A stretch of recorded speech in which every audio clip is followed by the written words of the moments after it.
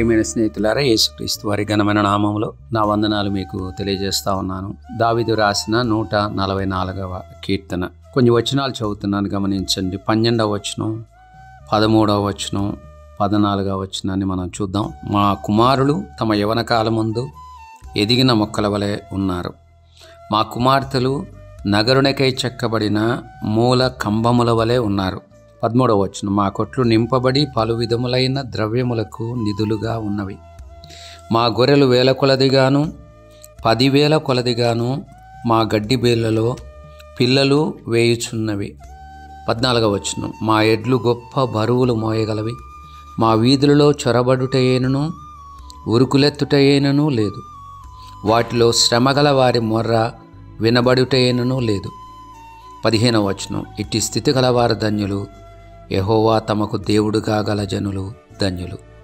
మనం గమనించినట్లయితే ఇక్కడ వారి యొక్క సమృద్ధి కలిగిన స్థితి, క్షేమ స్థితిని గురించి దావీదు మాట్లాడుతూ ఉన్నాడు.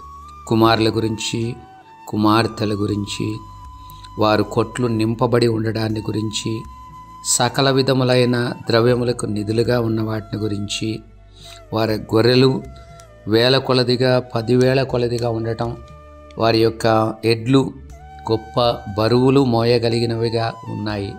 ఇవన్నీ కూడా వారి యొక్క ఆస్తిని గురించి, వారి యొక్క సంపాద్యాన్ని గురించి, వారి పిల్లల యొక్క క్షేమస్థితిని గురించి, ఉన్నతిని గురించి మాట్లాడుతున్నాయి. అంతేకాదు వాళ్ళ యొక్క వీధులలో చొరబడ్డం కానివ్వండి, ఉరుకులెత్తుటైనా, వాటిలో శ్రమ కలిగిన వారి యొక్క మొర, అనగా వారందరూ ఎవరు కూడా ఇంకొకరిని బలాత్కారం చేసే పరిస్థితి కానీ, శ్రమకు లోను చేసేటువంటి పరిస్థితి కానీ లేదు అన్న విషయాన్ని దావీదు చెబుతూ ఉన్నాడు.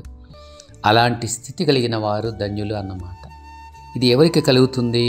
యెహోవా ఎవరికైతే తమకు దేవుడుగా కలిగిన వాళ్ళుగా ఉంటారో వారికి కలుగుతుంది అన్న విషయాన్ని ఆయన మాట్లాడుతూ ఉన్నాడు.